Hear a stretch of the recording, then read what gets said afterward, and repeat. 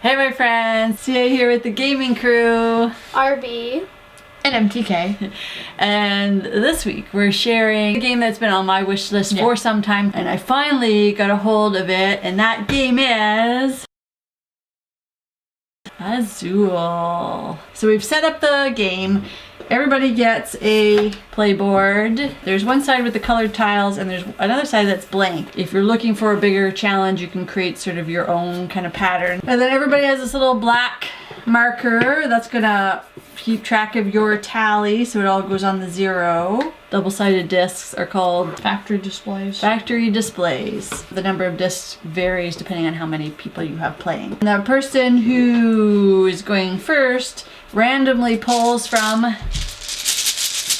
tile bags 4 tiles they put on each display piece. On your turn is you take one grouping of the same color from a factory display and you take only that color and you lay it out on your factory wall in like the placement area. All the tiles that you didn't pick get moved into the center. Blank area beside the colored tiles you're trying to fill with the tiles that you collect. 5 different colored tiles that you can play with, and each row can only have one color in it, so you're trying to collect a complete row, as much of a complete row as you can before all the tiles are gone. So RB has 2 choices. She can choose a tile that she wants to collect from the display boards, or she can choose all the tiles that are in the center. This area, these blank spaces at the bottom of your card, are called the floor. So tiles that are broken and just sort of fall to the floor go into this space, and they all have sort of a negative point value that you would then take away from your score at the top.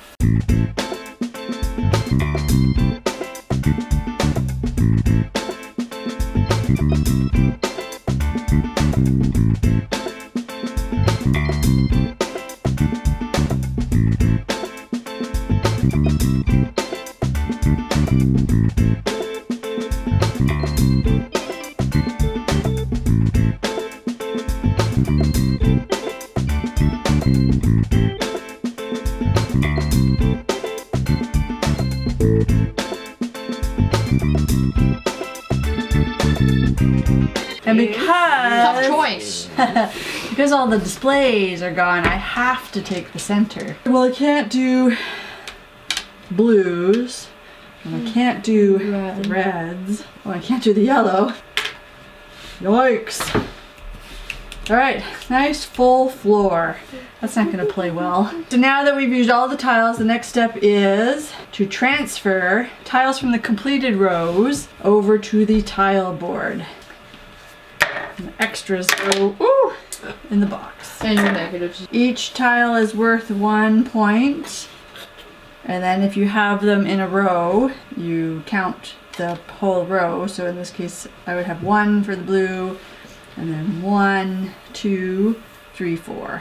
4. My floor is filled, and I have 4 minus 3, 14. 5, 6, 7, 8, 9, 14, 10, 14, 11, 12, 13, 14. So 4 minus 14 is negative 10, but you can't go less than 0, so I actually don't move. Surprise. We keep doing this, collecting tiles until somebody completes a whole horizontal row of the tiled area. So the game is done. Yes, game's over. Let us calculate our What is points. what's your total? You got 43, you got 46.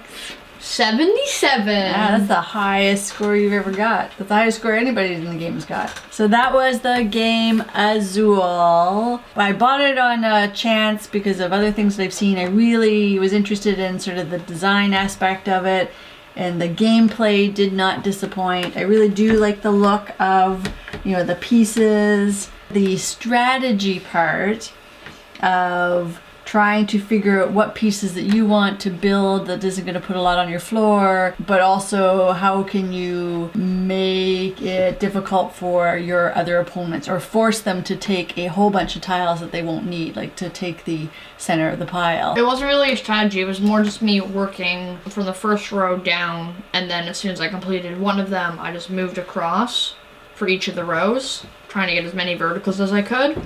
Because you get more points, right? Yeah, you get 7 points for a vertical. And I realized that I had 4 out of the 5 yellows, so I just put the 5th one down. You get 10 points for having all that. Yeah. So when you complete one full horizontal row, that's the end of the game.